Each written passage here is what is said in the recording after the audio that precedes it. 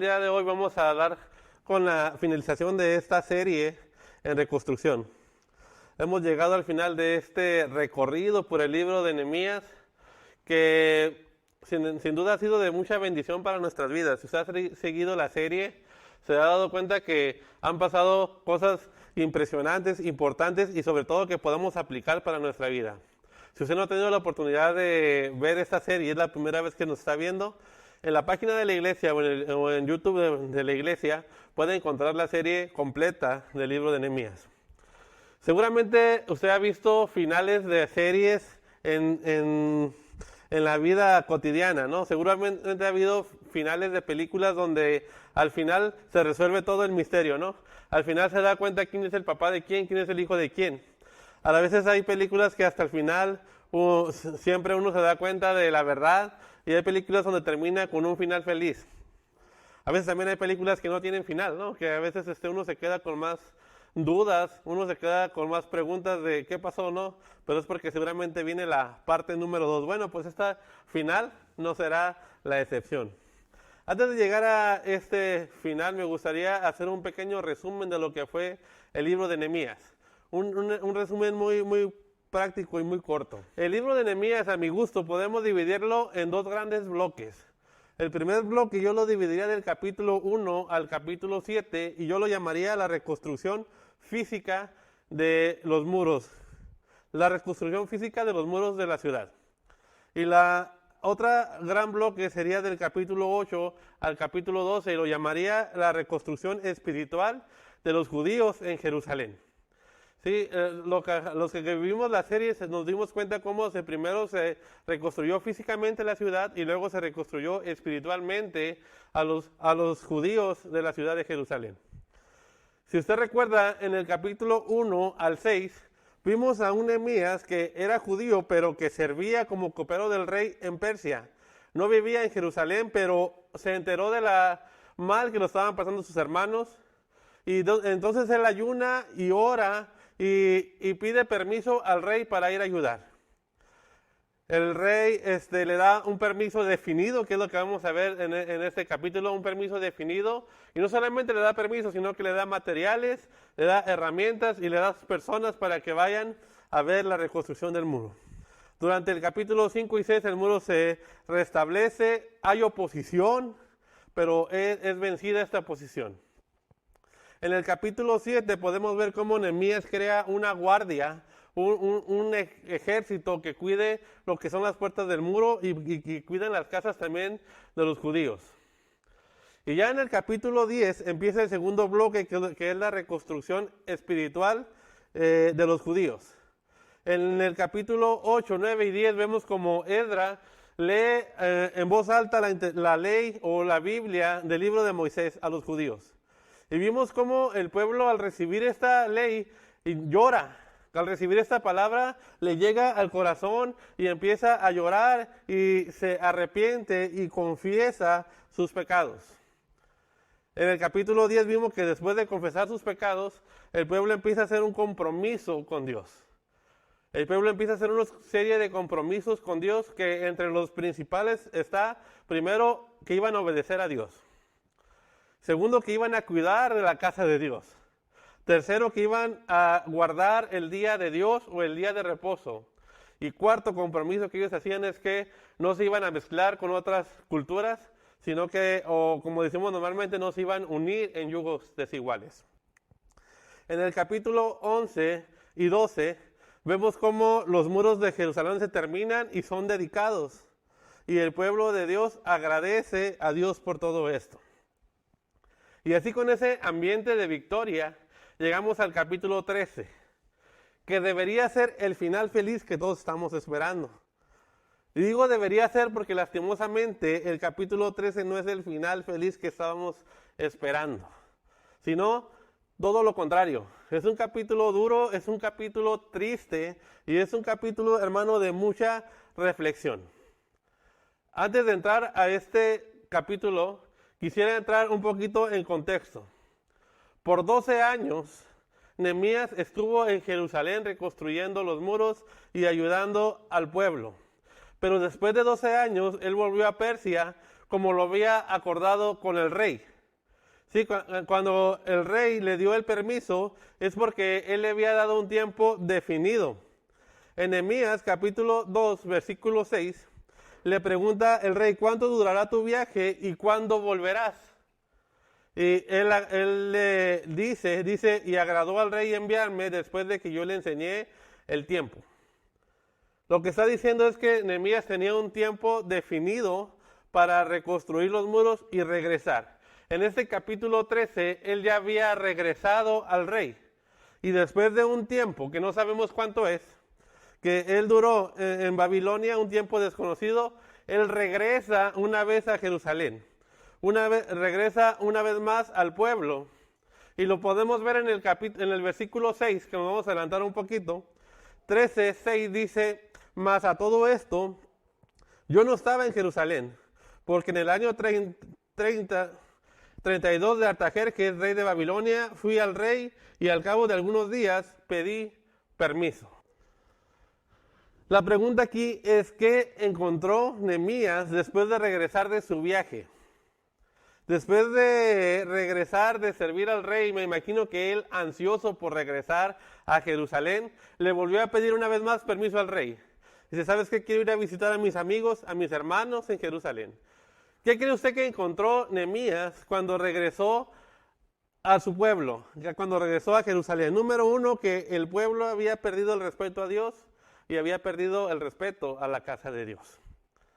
Encontró también que el pueblo había dejado de invertir económicamente en la casa de Dios y que la casa de Dios estaba completamente descuidada y abandonada.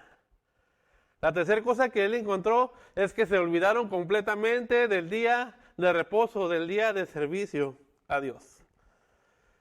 Y la cuarta cosa es que se estaban uniendo en yugos desiguales. Si ponemos atención, los compromisos que ellos hicieron en el capítulo 10 fueron todos olvidados cuando Nehemías dejó solo al pueblo. Es triste, ¿no?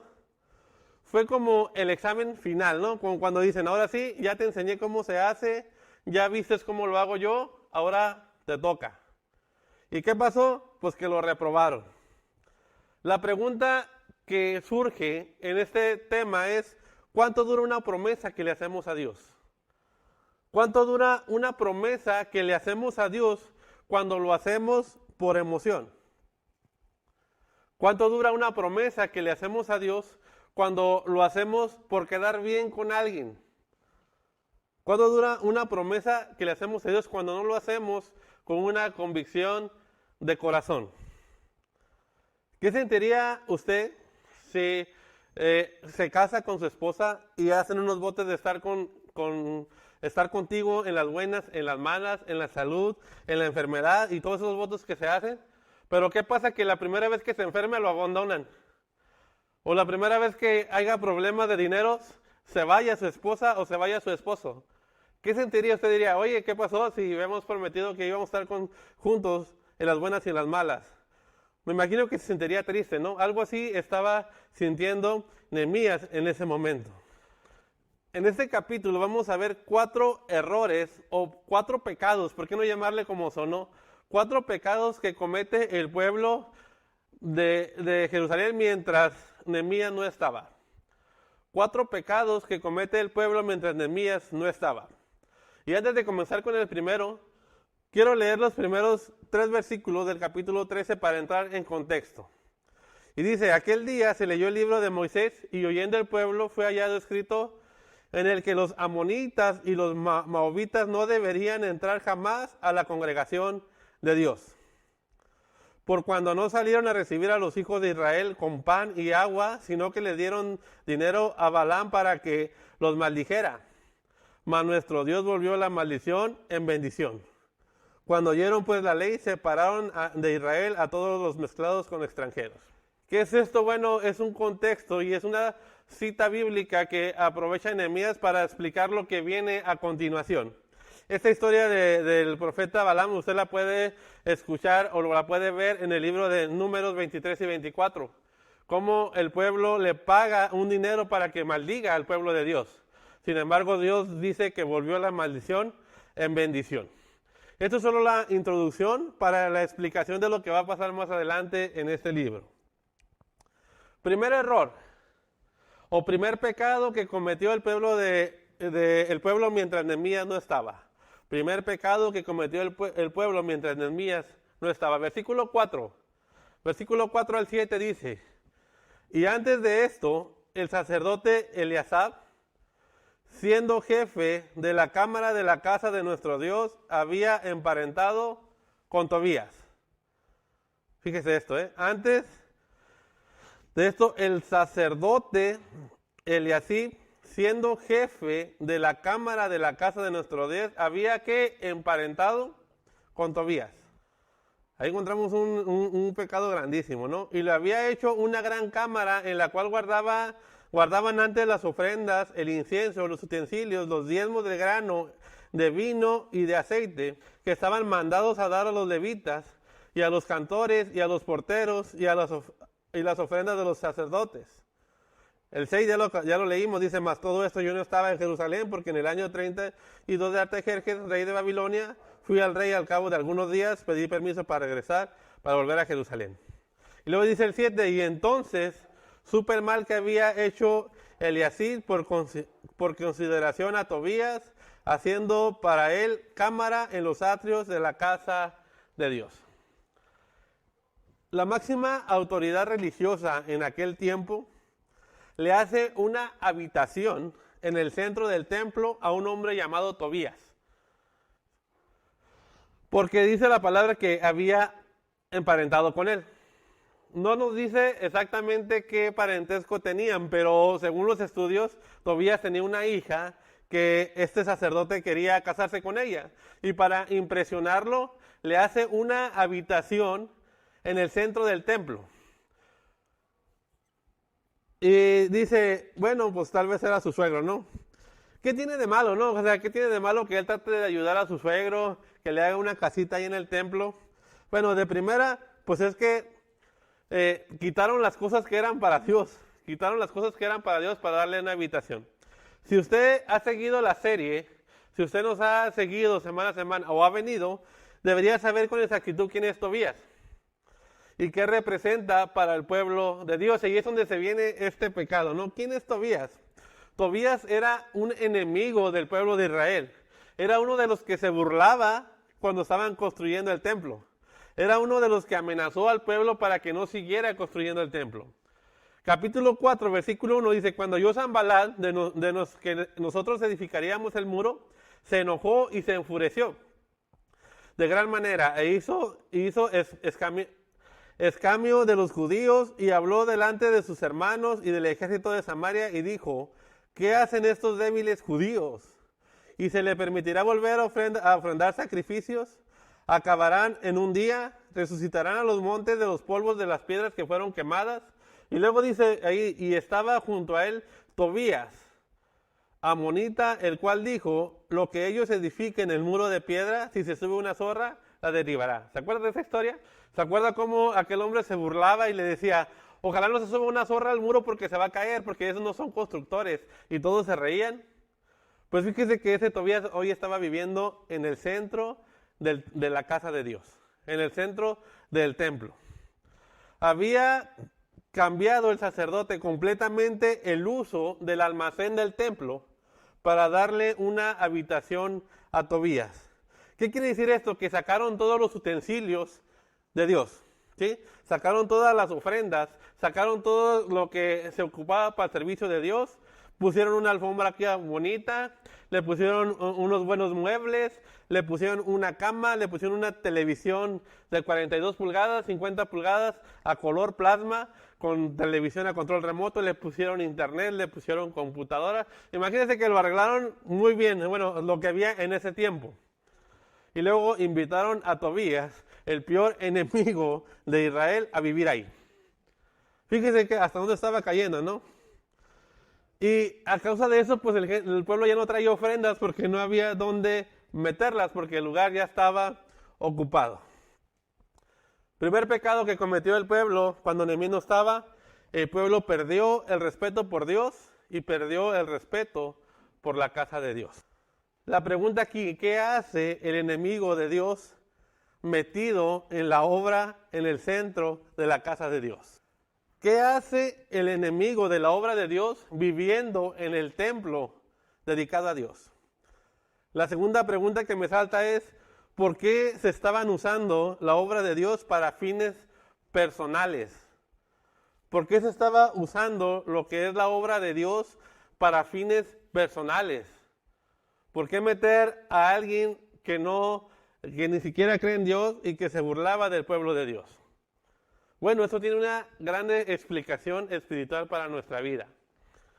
¿Cómo es posible que nosotros a veces, aún siendo cristianos, lavados con la sangre de Cristo, conociendo la verdad, invitemos al enemigo a vivir en nuestra vida otra vez? ¿Cómo es posible que a veces nosotros, siendo cristianos, invitemos al enemigo que ya hemos sabido la verdad y lo invitamos a vivir en nuestra vida otra vez? Una vez le comenté cuando me tocó el capítulo 5 y le dije estas palabras. Cuando el enemigo no puede destruir la obra con ataques desde afuera, ya sea desánimo, problemas, chismes, entonces él se une para destruirla desde adentro. Una vez le dije esto. Y creo que a mucha gente la miré con una expresión como que, no es cierto, no puede ser. El enemigo no puede entrar a la casa de Dios, ¿no? Y por eso hoy traigo una referencia bíblica y dice Apocalipsis 2:20, dice, pero tengo esto contra ti, que toleras, escuchen bien esta palabra, toleras a esa mujer Jezabel, que se dice ser profetisa y enseña y seduce a mis siervos a que cometan actos inmorales y coman cosas sacrificadas a los ídolos. Toleras. Oh, qué fuerte palabra, ¿no? Toleras. No era un miembro común de la iglesia, no era una visita. Era una mujer que tenía un ministerio y que tenía un liderazgo dentro de la iglesia. Era una mujer que enseñaba dentro de la iglesia. Era una mujer que se preparaba todos los días, cada día de servicio con una enseñanza nueva. Era una mujer que trabajaba dentro de la iglesia y a lo mejor por eso se toleraba, pero estaba haciendo lo malo delante de Dios. Quiero que vea esto, y esto empieza la parte un poquito dura de este mensaje. ¿Cómo reaccionó Nehemías cuando se enteró de ese pecado? ¿Cuál fue la reacción de Nehemías cuando se dio cuenta que el enemigo del pueblo estaba viviendo en el templo de Dios y que habían quitado la habitación, el almacén de donde estaban los diezmos y las ofrendas para meter ahí al pariente del sumo sacerdote? ¿Cómo cree que reaccionó? Mire, versículo 8. Y me dolió de gran manera. Lo primero que tiene que hacer es que el pecado tiene que doler, ¿sí? Tiene que doler. Y Nehemías dice, y me dolió de gran manera. Y escuche esto, y arrojé todos los muebles de la casa de Tobías fuera de la cámara. Y le dije, limpien la cámara y hagan volver los utensilios de la casa de Dios, las ofrendas y los incensos. Uno puede decir, hermano, qué falta de amor de Nehemías, ¿verdad? Correr así al prójimo, eso no se hace. A veces, hermano, y escuche esto, y no quiero sonar legalista, y no quiero sonar, inclusive, hermano, traté de suavizarlo, pero no pude. A veces somos muy consentidores del pecado por confundirlos con el amor. Escuche bien esto, a veces somos muy consentidores o muy considerados con el pecado y lo confundimos con es que somos bien amorosos. Tenemos que tener mucho cuidado de lo que toleramos y dejamos entrar al templo. Tenemos que tener mucho cuidado de lo que toleramos dentro del templo y de lo que dejamos entrar. Hablando como templo esta iglesia y hablando como templo nuestro cuerpo. Dejamos entrar malas prácticas a la iglesia porque es la moda. Porque todo el mundo lo hace. Porque no tiene nada de malo. Porque en la otra iglesia también lo hicieron. Porque en el mundo hay gente peor. Mira, hermano, y esto es muy duro, y de verdad es algo duro pero esto es realidad, que las jovencitas cristianas están saliendo embarazadas de 15, 14 años, no es algo normal. No es algo que, es que en el mundo también pasa. Que las jovencitas y jovencitos estén yendo con personas no cristianas y se estén juntando sin casarse o se estén huyendo de sus casas, no es algo normal. Es pecado. Y a veces lo estamos tolerando dentro de la iglesia, que los jóvenes se embriaguen, vayan a fiestas y bailen, y otro día estén aquí sirviendo en la alabanza, en algún ministerio. No es algo normal. No es algo es que es la moda, es que es el tiempo. Hermano, la fornicación y el adulterio no debe ser algo normal en las iglesias. ¿Sabe qué está pasando? Que el pecado está siendo aplaudido en vez de ser confrontado. Así es, el pecado en las iglesias ahorita está siendo aplaudido. Ay, qué bueno que tuviste el valor. Sí, qué bueno que tuviste el valor de salir del closet, te lo aplaudimos. O decimos, no lo vayas a regañar, pastor, pobrecito. Se va a traumar. Háblale con amor, háblale con amor. No se vaya a ir de la iglesia. Sí, no se vaya a traumar, no le vaya a hacer daño las palabras. Mucho cuidado, hermano, de lo que hacemos y permitimos en nuestro templo. Mucho cuidado de qué toleramos, ¿sí?, en nuestro templo. Dice la palabra que Nehemías, imagínense a Nehemías en esta escena. Llegar a la iglesia y sacar todas las cosas y tirarlas. Yo creo que uno dijera, ese Nehemías como que le hace falta amor, ¿no? Ese Nehemías como que anda mal. Mucho cuidado, hermano, con lo que toleramos. Mucho cuidado con lo que dejamos entrar al templo. Estamos hablando al templo de nuestra vida. Si una vez ya fuimos limpios, hermano, mucho cuidado. Y esto lo vamos a seguir viendo más adelante, pero vamos a ver al segundo pecado o el segundo error que comete el pueblo. Versículo 10. Entonces, asimismo, encontré asimismo que las porciones para los levitas no les habían sido dadas.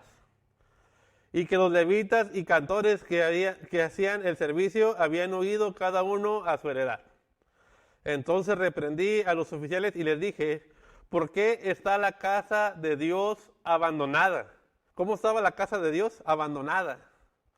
Y los reuní y los puse en sus puestos. Y todo Judá trajo el diezmo del grano, del vino y del aceite de los almacenes. Pecado número 2. El pueblo había dejado de invertir económicamente en la casa de Dios. El templo había sido descuidado y abandonado. Imagínense esto.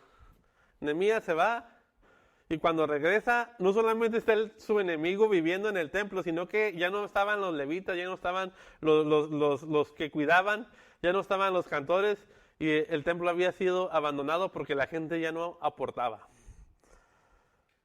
Aquí vemos que los levitas se fueron a no recibir un apoyo económico, pues tuvieron que ir a trabajar al campo. Y quizás uno dirá, oye, pues qué mala onda, ¿no? O sea, ellos ya se habían comprometido. Pero tenían familia, tenían que comer, tenían que pagar sus estudios, tenían que pagar sus medicamentos, también se enferman, también toman agua, también comen.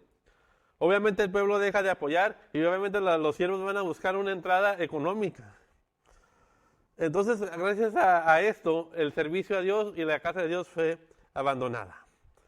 No debemos olvidar que en el capítulo 10, el pueblo se había comprometido a que nada les iba a faltar a los levitas. Y ellos dijeron, les vamos a traer la leña, les vamos a traer la primicia de nuestros frutos, les vamos a traer la primicia de nuestros animales, no se preocupen ustedes, no les va a faltar nada. Pero una vez que Nehemías se va, se olvida toda esa promesa y empiezan ellos a morirse de hambre, tienen que ir a buscar dónde conseguir comida. Escuchen bien esto, ellos no apoyaban, no porque no tenían, sino porque había una avaricia en su corazón. En ocasiones nosotros no apoyamos económicamente la casa de Dios, no porque no tengamos, no porque nos quedemos pobres, sino porque ha nacido en nuestro corazón una avaricia. Y cuidado con la avaricia. Hermano, la verdad, cuidado con la avaricia. No solamente le hablo religiosamente o ministerialmente, sino que la avaricia es un peligro también para su vida secular. Mire, hemos visto familias destruidas por la avaricia. Familias destruidas donde el esposo solamente piensa en trabajar y trabajar para reunir más dinero, para tener más recurso económico, y no va a su casa, no le dedica el tiempo necesario a la familia, trabaja entre semana, los fines de semana consigue otro trabajo, no por necesidad, sino por acumular, ¿sí? Por avaricia. Y nunca está en su casa y siempre está afuera, y las familias son destruidas por avaricia. Cuando hay avaricia en nuestro corazón, y eso está fuerte, pero podemos abandonar la obra de Dios por unos centavos más en nuestro bolsillo. Cuando la avaricia se apodera de nuestro corazón, podemos abandonar la obra de Dios por unos pesos más en nuestro bolsillo. Y fíjese esto, el enemigo está dispuesto a llenarte tus bolsillos siempre y cuando tú abandones la obra de Dios. Así de claro. El enemigo está dispuesto a llenarte los bolsillos siempre y cuando tú abandones la obra de Dios. Cuidado, hermano, con la avaricia, porque la avaricia también está relacionada con el pecado que hicieron, el tercer pecado. Entonces, ¿cómo es que debo yo de dar en la iglesia? Aquellos se habían comprometido. Bueno, segunda de Corintios 9:7 es la base principal para las diezmos y ofrendas. Cada uno dé como propuso en su corazón, no con tristeza ni por necesidad, porque Dios ama al dador alegre. Una de las principales evidencias de amar a Dios es cómo ama su obra.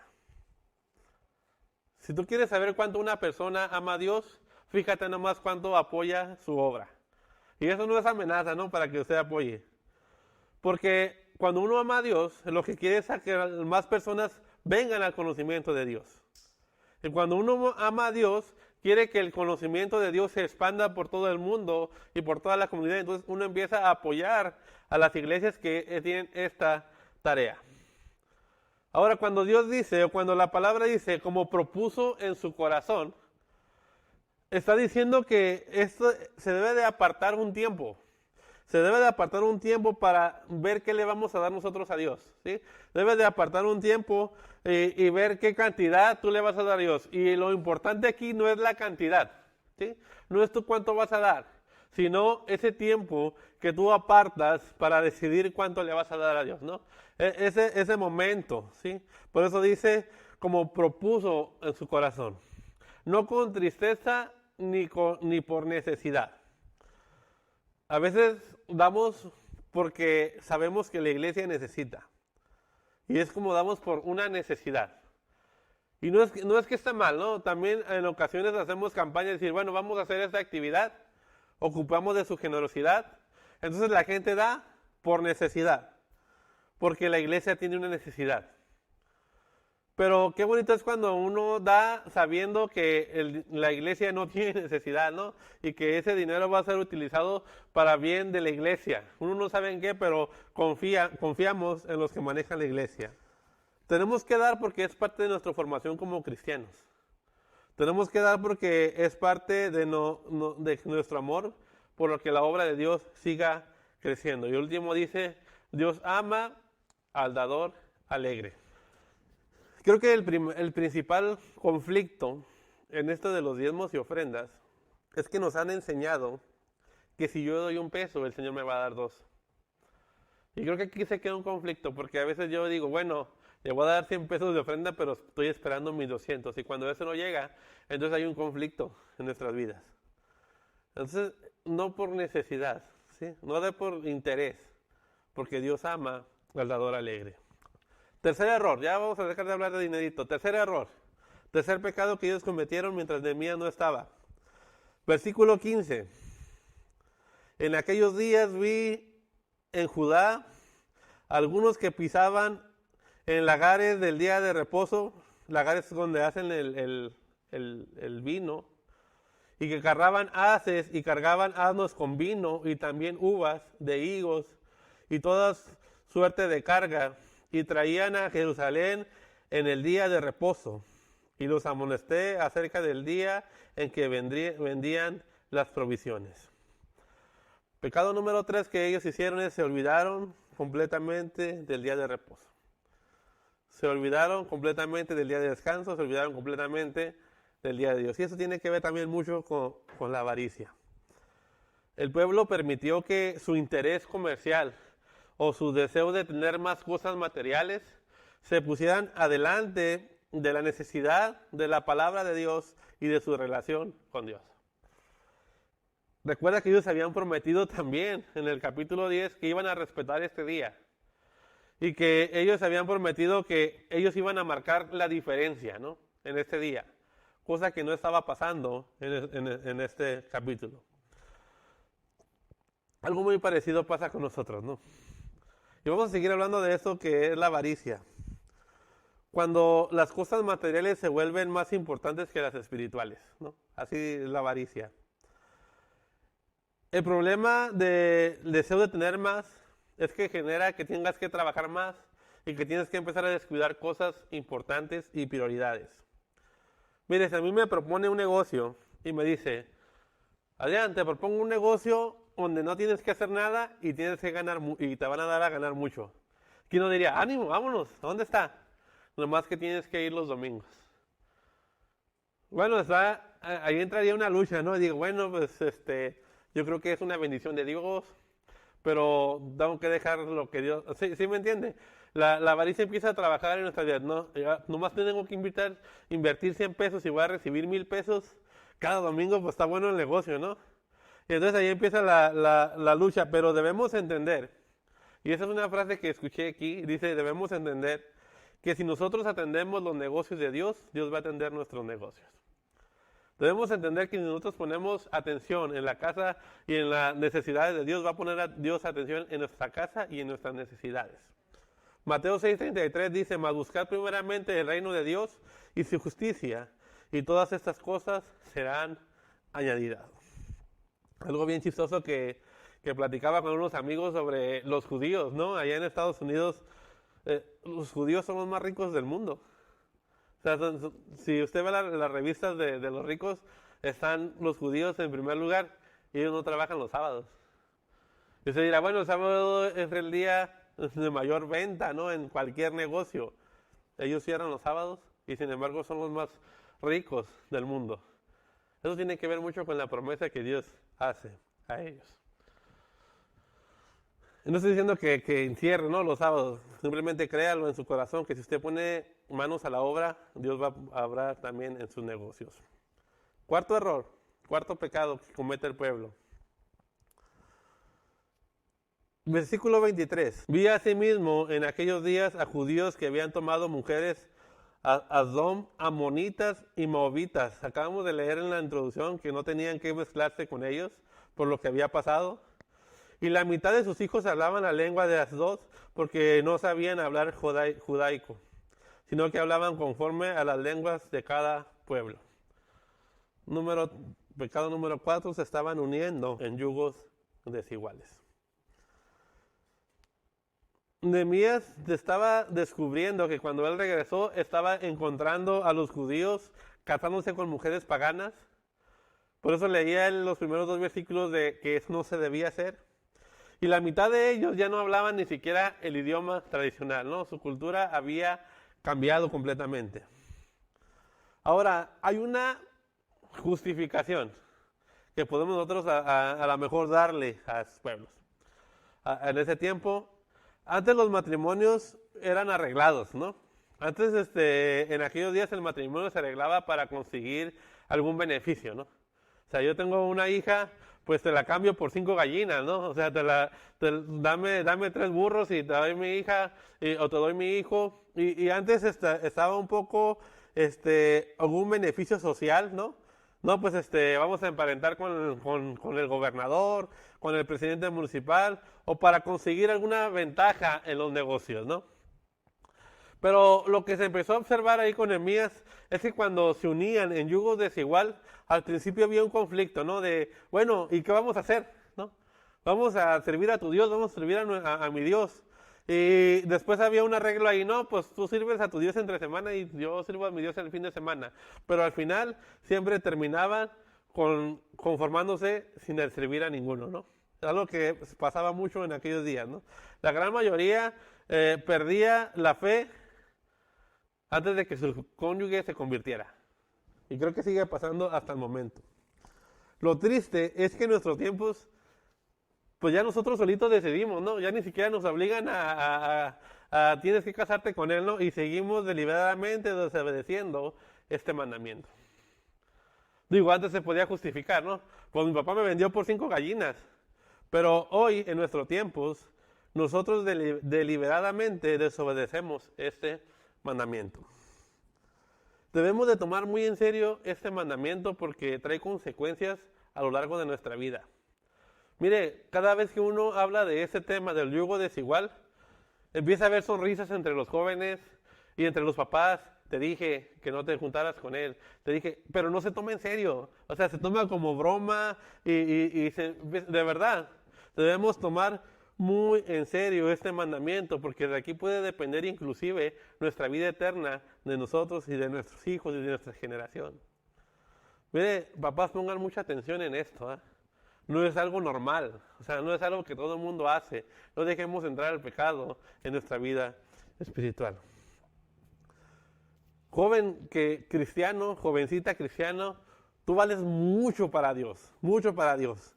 En Primera de Pedro, capítulo 9, dice, capítulo 1, versículo 9, mas vosotros sois linaje escogido, real sacerdocio, nación santa, pueblo adquirido por Dios. O sea, no somos cualquier cosa, valemos algo, ¿no? Ahora, ya sé lo que va a decir. ¿Y si lo convierto? ¿Y qué tal que si ya, yo lo he oído a veces decir si Dios quiere, ¿no? Ahí la llevo ya, ¿no? Yo lo he oído a veces decir primero Dios, ¿no? ¿Qué tal que si Él se convierte, ¿no? ¿Qué tal que si lo traigo al Evangelio?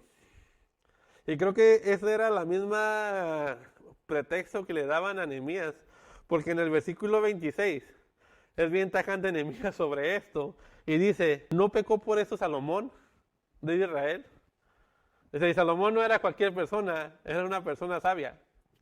Dice, bien que en muchas naciones no hubo rey como él, que era amado de Dios y Dios le había puesto como rey sobre Israel, aún él lo hicieron pecar las mujeres extranjeras.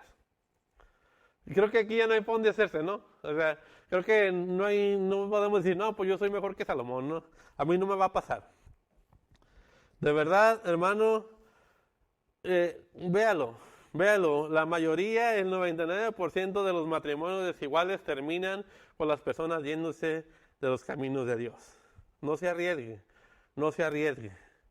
No deje que la emoción reine o sustituya lo que es el amor de Dios. Mire hasta aquí, y ya para ir cerrando, vimos 4 cosas que hace el enemigo. Número 1, se introduce en medio del templo. Número 2, esparce a los levitas y a los servidores del templo. Número 3, siembra avaricia en el pueblo. Y número 4, empieza a destruir las culturas o la base bíblica de las personas. Cuidado con dejar entrar el enemigo al templo. Lo bueno de este capítulo es que al final del libro de Nehemías puede restaurar todo esto. ¿Sí? Puede restaurar todo esto. Echó fuera a los extranjeros, restauró a los levitas y otra vez los diezmos y las ofrendas fueron regresados a la casa de Dios y el pueblo siguió ofrendando. Hay 3 cosas, y para cerrar. Bueno, lo triste de todo eso es que si seguimos viendo el libro que sigue, esto vuelve a pasar más adelante, ¿no? Es una lección que como pueblo de Dios, si usted lee la Biblia, cualquier libro, como pueblo de Dios siempre, Dios nos restaura, caemos, nos restaura, caemos. Hay 3 pasos. Hay 3 pasos y con esto cerramos, que todo cristiano debe recorrer en su vida espiritual. 3 pasos que todo cristiano debe de correr en su vida espiritual. Número 1, escuchar la palabra de Dios. Número 2, confesar los pecados. Y esos pasos lo hicieron el pueblo de Nehemías. Y número 3, hacer un compromiso con Dios. 3 pasos. Número 1, escuchar la palabra de Dios. ¿Se acuerda cuando Ezra leyó la palabra y el pueblo la recibió y lloró? Número 2, arrepentirse y confesar su pecado. ¿Se acuerda que lo hicimos aquí en ayuno? Y número 3, hacer un compromiso con Dios. Mire, podemos hacer los primeros 2 pasos y no el tercero. Y no pasa nada, usted va a venir a la iglesia y va a llorar y va a confesar su pecado. Y se va a ir y la siguiente semana va a venir y va a llorar y va a confesar su pecado, el mismo. Y va a ir y va a llorar y va a confesar su pecado, el mismo y el mismo y el mismo, hasta que usted haga un compromiso con Dios. Cuando usted hace un compromiso con Dios, entonces va a confesar, pero un pecado diferente, ¿no? Porque no va a dejar de pecar. Pero al menos ya no va a ser el mismo. A lo que voy es que hoy es difícil, hoy es un tiempo donde no nos gustan los compromisos. La gente no se quiere casar por no tener un compromiso. O sea, estamos viviendo en una etapa, y no estoy hablando de los jóvenes, ya lo estoy dejando en paz. Como adultos, no nos gustan los compromisos. Es bien difícil en este tiempo encontrar gente confiable. Gente que te diga, mira hermano, yo te voy a ayudar y te voy a ayudar. Porque normalmente cuando los necesitamos, no están. Mire, es bien difícil encontrar gente que antiguamente, como la palabra, ¿cuánto valía la palabra de una persona antes? No, la palabra valía todo.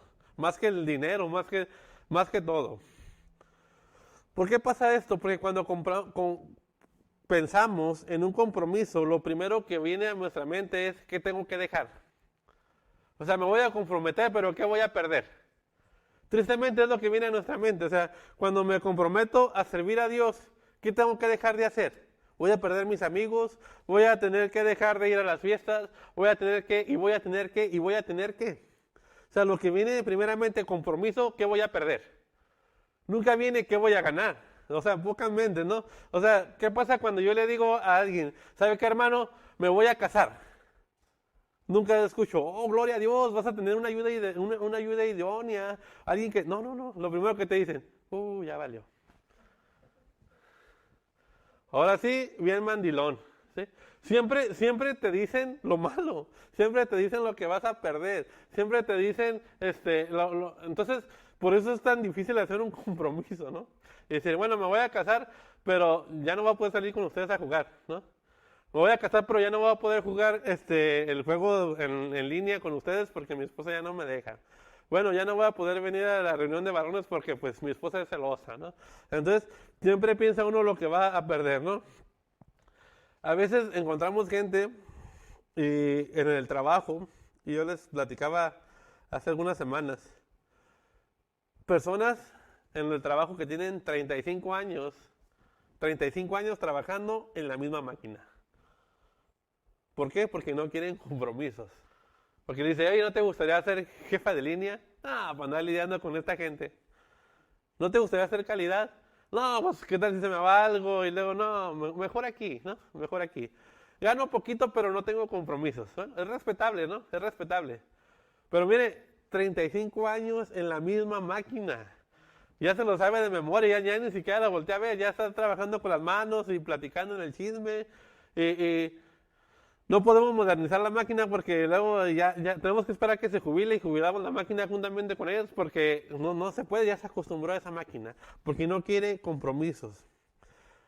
¿Por qué no empezamos a ver lo bueno de los compromisos? ¿Qué pasa si yo hago un compromiso con Dios? Pero un compromiso de verdad. Un compromiso no de dientes hacia afuera como lo había hecho el pueblo este. No un compromiso por emoción, sino un compromiso por convicción. En este capítulo y a lo largo de Nehemías, Dios nos está invitando a buscarlo en espíritu y en verdad. Dios quiere que disfrutemos de todo su reino, de todo lo que Él ofrece, de paz, alegría, tranquilidad, prosperidad, pero sobre todo de la vida eterna. Dios quiere que cuando tú hagas ese compromiso con Dios, Él quiere darte todos esos beneficios. Pero tenemos que hacer un compromiso de convicción y de verdad. Sabíamos que este capítulo no iba a ser el final feliz. Sabíamos que este capítulo no iba a traer el decir, bueno, y Nehemías regresó y todo marchaba bien y todo fue felices para siempre. Pero este capítulo es una oportunidad que Dios nos da para hacer compromisos firmes con Él. Les decía estos 3 pasos fundamentales: escuchar la palabra de Dios, confesar nuestros pecados y hacer compromisos con Él. Si tú no has hecho un compromiso con Dios, pero has estado viniendo a la iglesia, has escuchado la palabra, te has arrepentido y has entregado tus pecados a Dios, es momento de hacer un compromiso con Él. Es el paso que sigue, no hay otro. No esperes, hermano, a que otra cosa suceda. ¿Sí? Porque tenemos que hacer un compromiso tarde o temprano. ¿Qué le parece si oramos? Y medita en a qué nos tenemos que comprometer. ¿Qué tenemos que hacer para seguir adelante en el servicio de Dios? ¿Estamos estancados ya en el servicio de Dios? ¿Hemos vuelto atrás? Necesitamos hacer compromisos firmes con Dios. Señor, gracias te damos en esta hora porque tú eres bueno. Gracias por esta serie, Señor, que tú nos permitiste llevar.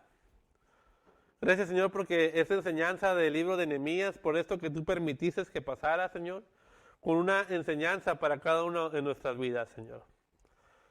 Gracias porque tú eres bueno, Señor. Gracias porque como estuviste con Nehemías, estás con nosotros, Señor.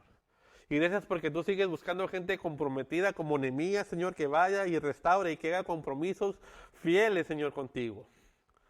Que no seamos como esas personas que se comprometen por necesidad, que se comprometen, Señor, por compromiso, por emoción, y que tiempo después se olvidan de los compromisos, Señor. Queremos ser ese Nehemías, Señor, que en su corazón hay una convicción de servirte y adorarte, Señor. Gracias por esta serie, Señor. Gracias por las iglesias que compartieron esta serie, Señor. Y que esperemos que esta serie haya sido de bendición, Señor, y que haya sido de motivación para las personas que se han apartado, Señor, de tus caminos. Permite que este mensaje llegue a las personas que lo necesitan, Señor. Permite que este mensaje restaure las almas, Señor, y los muros caídos, Señor, de las personas, Señor. Que si no es hoy, Señor, que sea mañana, en una semana, en un mes, en unos años, Señor, porque este mensaje quedará ahí grabado para la gente que lo necesita, Señor. Permite que esta serie, Señor, llegue a corazones necesitados, Señor. Y permite que esta serie, Señor, restaure, Señor, corazones, restaure familias, restaure iglesias, Señor, restaure vidas, Señor. Gracias te damos, Señor, por el liderazgo de esta iglesia que tuvo a bien tener esta serie, Señor. Por el liderazgo de las iglesias que nos acompañaron a través de esta serie, Señor. Y gracias por la oportunidad que nos das de llegar a estas personas necesitadas, Señor. En el nombre de Jesús te lo pedimos. Amén.